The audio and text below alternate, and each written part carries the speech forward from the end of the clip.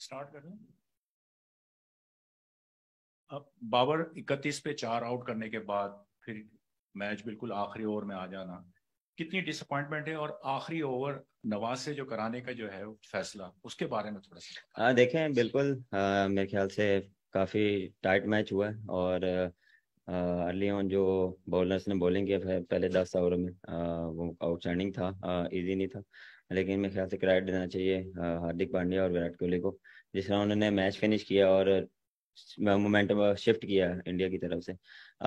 Basically plan ये था कि अपने मेन बॉलर को लाना, कि हमें वहाँ पे वहाँ पे हमें विकेट चाहिए थी, क्योंकि वहाँ पे हमें क्योंकि पार्टनरशिप बिल्ड हो रही थी, तो उस टाइम पे मुझे लगा कि अपने मेन बॉलर ला के प्रेशर बिल्ड करना चाहिए। लेकिन वो हुआ नहीं मेरे ख्याल से। जिस तरह मेरे ख्याल से जिस तरह विराट कोहली खेला और जो उसने क्लास शो करवाई, क्लास तो है लेकिन उसने और मजीद अपनी क्लास शो करवाई है। लेकिन मेरे ख्याल से नवाज ने भी देखें क्लोज मैच गया है और मेरे ख्याल से लोगों ने काफ़ी इंजॉय किया होगा।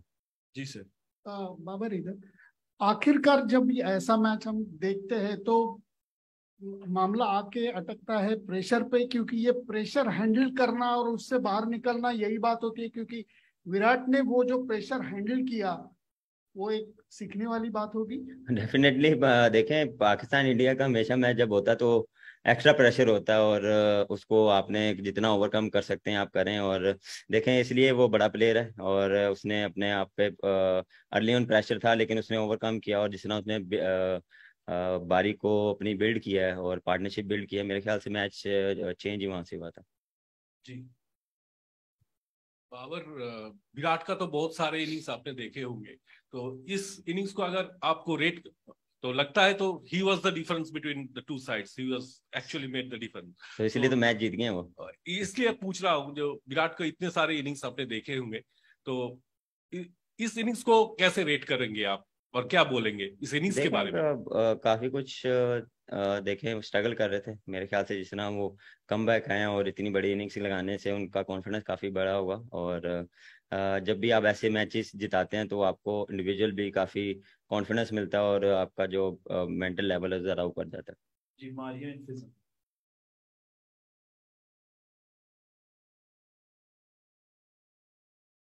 बाबर, पहला मैच आप अनफॉर्चुनेटली पाकिस्तान हार गया। पूरे वर्ल्ड कप आगे मैचेस के लिए आप कितने ज्यादा पाकिस्तान टीम होगी?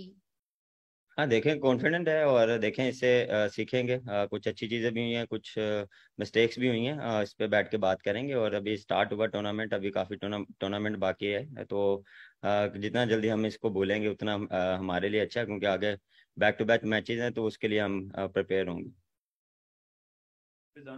बाबर अस्सलाम वालेकुम।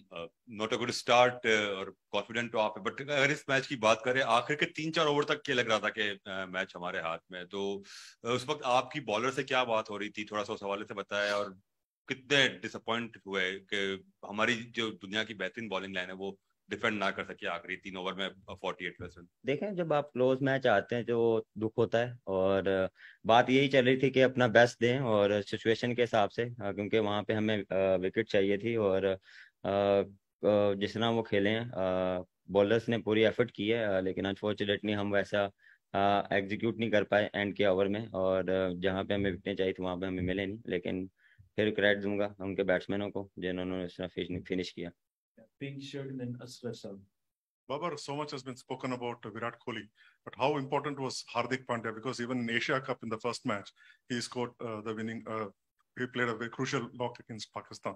So, a word on Hardik Pandya and his performances. Definitely, the way he's playing, he's building a partnership against with Virat Kohli. There is that vital innings because then he is coming. He take little bit time and then he's playing his natural game. So he's playing very well. वहां पर बहुत close match हुआ और एक चीज तो हमें बेहतर लगी कि मिडिल ऑर्डर पे अब बात कोई नहीं करेगा, क्योंकि मिडिल ऑर्डर ने ही दोनों तरफ से स्कोर किया है। लेकिन नवाज पे आखिरी ओवर पे ट्रस्ट करना, जिसको आप रेगुलरली बहुत सारे मैचों में साइड करते रहे, तो क्या ये फैसला सही था? देखें, मैंने पहले भी बोला था कि हम इसलिए अपने मेन बॉलर को लाए कि हम थोड़ा सा चाह रहे थे कि विकेटें मिलें।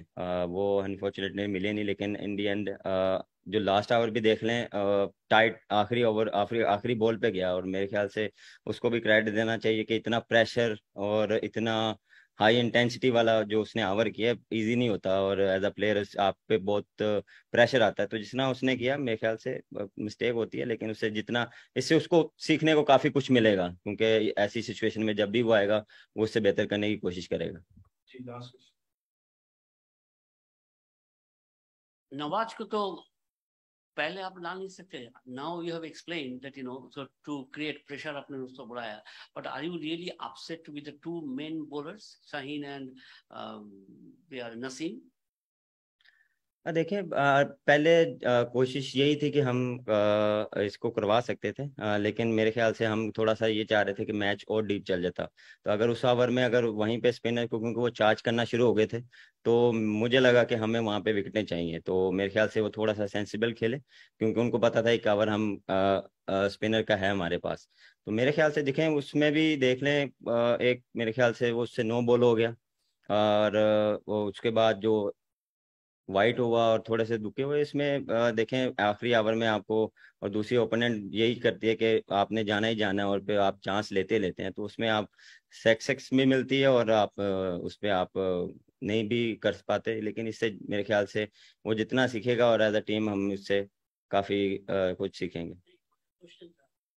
शाहीन के ऊपर आपको he did not bowl according to your expectation.